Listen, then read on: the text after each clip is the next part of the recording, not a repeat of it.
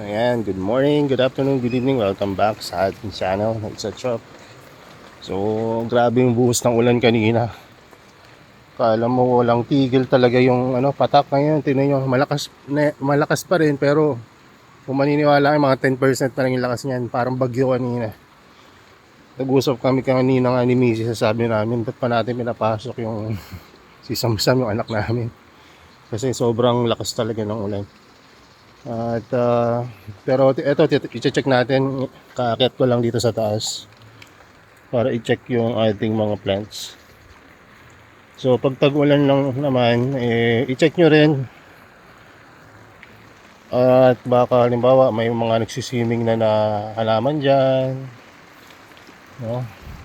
Yung pagka-uproot, hindi naman namin problema yon. Nagiging problema lang namin yun dahil dun sa daga na dumadalaw dito.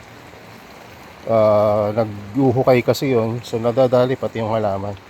Minsan naman yung kamay namin ay amoy pagkain. Halimbawa kakakain lang tapos na ng breakfast, so tapos nagma-handle kami ng halaman. Minsan yung scent ng kamay mo na nasa media ay yung hinuhukay nila, kala nila may pagkain doon sa lugar na yun. So hugas kayo pagka kayo yung mag-manage ng plant. So ito, balik tayo dito sa ating mga halaman kapag tag-ulan. Kita nyo naman, nasa outdoor pa rin. Ayan. So ito yung Cephalotus, malakas ang ulan pero nasa outdoor pa rin. Ayan sila, at matibay at buhay. Second part, buhay pa rin. Ito yung mga paso na alanganin na, pero ito na sila ngayon. Para dun sa nagtatanong kung kamusta yung aming mga halaman pag tag-ulan. Merong mga may mga nadali ng mga dahon yan, pero tingnan nyo kung nasaan. Sa gilid na, dahil sa lakas ng ulan kanina, na siya, minash out na siya papunta dun sa gilid. So as long as nasapat yan, mabubuhay yan. Wait lang, itanim natin kasi hindi naka-touch sa media. Nakapayong ako habang bebedyo. Ito, mayroong dahon dito. Ito, may dahon dito. Okay naman to. Ang dahon na hinahanap ko, ito. Saan yung dahon kanina? Ito pala. Ito.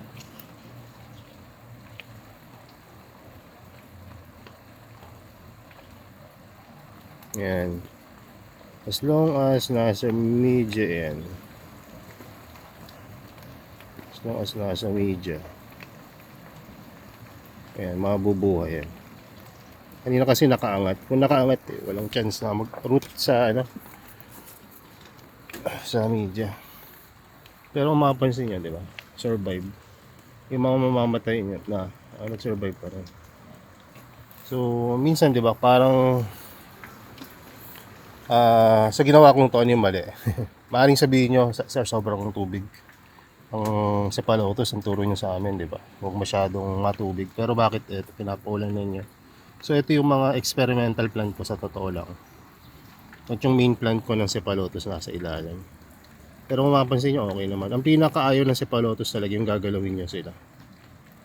Wala lang tayo talaga magawa dun sa leaf kanina, kundi i-manage kasi nasa gilid matutuyo yan. So may isa dito na parang hindi kinaya kasi hindi kinaya, baka mag-root pa to So basta meron diyang isang halaman na Cephalotus. So may Cephalotus tayo, yung main batch ng Cephalotus natin nandito sa ilalim. Hindi natin pinaulanan at sinusunod natin yung care guide na tinuturo ko sa YouTube channel natin. Yung hindi kailangan na diligan lagi, sabi ko sa inyo, yung cactus care, pero in-apply natin sa Cephalotus. Kakaiba lang, low mineral water yung ating ginamit. Natalimsik rin pala sila ng tubig. Kahit nasa loob sila. Pero yung bandang loob hindi. Ayan. Dun sa mga iba na hindi pa nakapag-alaga ng sapalot ng cactus na kasi baka hindi alam yung cactus technique na ginagamit natin dito. Eh yun ay hindi natin dinidiligan lagi. Pag kailangan lang. Parang tingin ko lang, ganun din. Hindi rin mabasa yung kanyang media. So, ayan. Hirap na hirap ako dati mag-alaga ng sapalotos. Ngayon ko lang na pagtanto na ganun pala. Huwag mo lang talagang gagalawin. Tapos, yung dilig, control. Pero kung mamimili ka sa dalawa kung ano mas mahalaga, huwag gagalawin talaga. Kahit sa mga BFT, ganun din. Tsaka sa ibang carnivorous plant. Kahit sa ibang plant talaga. Wala ka naman nakitang halaman na naglalakad, di ba? So, hindi mo dapat iba-ibahin yung pwesto, i-uproot lagi. Dahil ayaw nila yun. Gusto nilang, naka-stay lang sa media ng maayos. So, ito naman yung ibang cephalotus na ako na yung nag-acclimate dito. Ito yung maraming namatay. Pero ayan, tingnan nyo. Surviving pa rin. Karamihan. Hindi pala karamihan. Marami rin namatay dito. Kasi dumating to na bay root pinadala. So, walang root. So, ayan. So, pag dumating ng walang roots, medyo alanganin. Ang hirap. Kaya hindi ko ina-advise na pumili kayo ng cephalotus sa malalayong lugar unless willing kayong mag-risk o yung cephalotus may papadala ng unrooted potted pa rin o hindi nagagalaw yung root system ng halaman. Meron namang paraan para gawin yun. So ipapadala yun na less yung moisture, no? So ayun, meron din tayo dito mga ina-acclimate na mas mahirap pa sa cephalotus sa totoo lang. Kasi namatay yung isang tray ko na ito na ngayon nag-try ko. Kita niyo yung mga nagbukbuk. Yan yung mga foliage niya nung dumating siya na nabugbog or na tanggal-tanggal. Pero kung mapansin niyo, meron pa rin mga tubo yan na mga bago, which is healthy naman. So hindi pa kami nag-out na ito kasi papagandahin muna namin.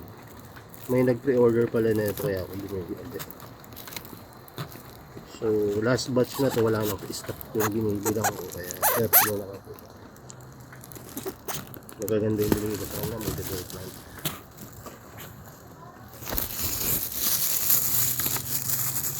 So mahal naman nakuha ako ng isa Derbensis x Derbensis bagong subgenus subspecies ba yung tawag na bagong Petiolaris complex. Sensya na hindi ko masyadong kabisadong ganitong mga Droseras. Ayan.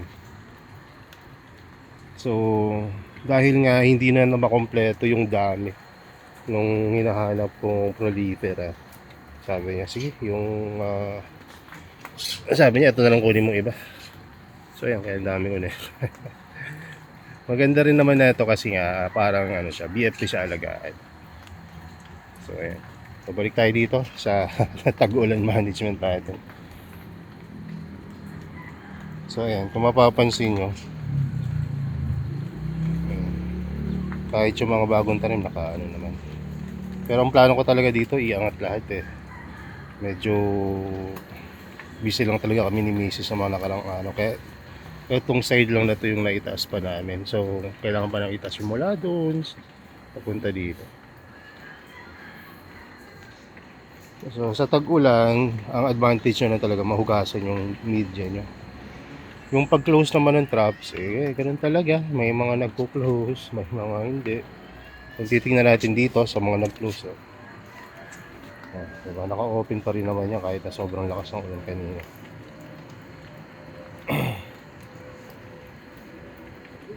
So, sa tag-ulan, medyo mag-monitor kayo ng mga plants nyo. Kasi, hindi dahil sa overwatering. Kung hindi naman naka-water tray yan, eh wag niyong masyadong ano yun, yung overwatering. Kasi overwatering, 'di ba, madaling makita. Ang mahirap makita sa tag-ulan ay underwater. Sir, pasabi mo, bakit naman mag-underwater yan? Ang lakas nga ng ulan, 'di ba, kanina, sabi mo. Pansin ninyo tong isa. Itong salmon natin, na tingnan nyo, ang daming mga nanguluntoy dyan dahil sa underwater. Kasi hindi ko nakikita yung ilalim sa sobrang kapal na nila. So, nangyari dyan, nung nakarang araw, tinanggal ko yung mga plastic, di ba, lahat tinanggal ko na. So, hindi ko siya nadiligan ng isang araw yata. So, yun. So, nung uminit ang gusto, yan, nagkaroon ng ayan. So, buti na lang, malalaki na itong mga to, madali makaka-recover. At ang magiging epekto niyan pagkatapos ay perk out. So, ibig sabihin ay mag-ano yan, dadami. Magpo-proliferate. So, ayan, tinaas na rin natin itong harmony. Kasi nagkaroon na ng pagbabadya ng na dito, dormancy. So, pag dormancy, hindi na rin natin pinakikailaban. Hindi na rin natin pinapasok sa fridge. So, inahayaan lang natin sa labas. So, pag dormancy yan, pag naka-recover na, biglang dami yung mga plants natin. Tignan nyo, sa sobrang lakas ng ulan, no? Ito, hindi na natin na ipasok pala itong pandilig. Ayan, patubig na. Ito isa. So, ayan yung mga natin, mga tag-ulan. Hindi overwater ang i-watch out nyo. Hindi yung underwater. Kasi kapag uminit after ng ulan, ayun yung So, yung overwater naman, madaling makita. Kaya, kumbaga, very obvious, no? Na kailangan yung, tulad ng ginawa namin noong una, tinaas namin. Tinanggalan namin ng plastic, yung mga halaman. No? Pero yung underwater, no, ang bilis makatuyo niyan. Buti na lang kamo, siguro, walang 24 oras na hindi namin chine-check tong halaman. Lagi kami nandito. So, hindi man kami makapag-delay ng isang 12 hours, within 24 hours na ihahabol namin. So, hindi namamatay totally yung halaman. Nakaka-recover. So, ayan. At, ayun lang yung mai-share natin siguro ngayon. Be careful syempre sa overwater at lalo na sa underwater. Kasi yung underwater, mahirap hagilapin yung mga sinyalis niyan kapag tag-ulan. Kasi nga, sabihin nyo, lakas naman ang ulan. Diba? So malamang, hindi nito na kailangan magdilig. Pero, ayun, again and again, natututo tayo na kailangan mo i-check yung mga halaman mo kahit tag-ulan. Kasi, maaring may ilang mga paso dyan na mabilis na makakatuyo. No, alam mo ba yung mga paso na i-check? Maliliit na paso, syempre, tapos yung malapit sa, halimbawa, sa grow light o kaya dun sa walang shade na lugar. Wala dun, malalaki yung halaman ko dun, yung salmon, pero maliliit yung paso ko, so mabilis nakatuyo. No? So, tsaka yung salmon kasi variegated yan, medyo sensitive to para sa ibang mga BFT. So, kasi kung ikukumpara mo yung iba, tignan mo itong GJ Giant, halos wala namang pag-iinda, di ba? Tapos yung ibang BFT dito na green variety, tulad ng Hulk, B52, dito, sige, Dutch, and yung Dragon's Breath. Tapos ano ba tawag doon, try yung parang panel trap yan. So okay naman sila lahat, diba? Pero yung medyo nahirapan kasi nga to, variegated. Tsaka ayun, mabilis na talaga sila, mabilis makatayo. So yun lang. At kapag may mga specific kayo na tanong sa pag-aalaga, message lang kayo. No, karaniwan naman after namin mag-asikaso ng mga order, yun naman yung time para sagutin namin yung mga inquiry nyo. So, yun lang. God bless and bye-bye.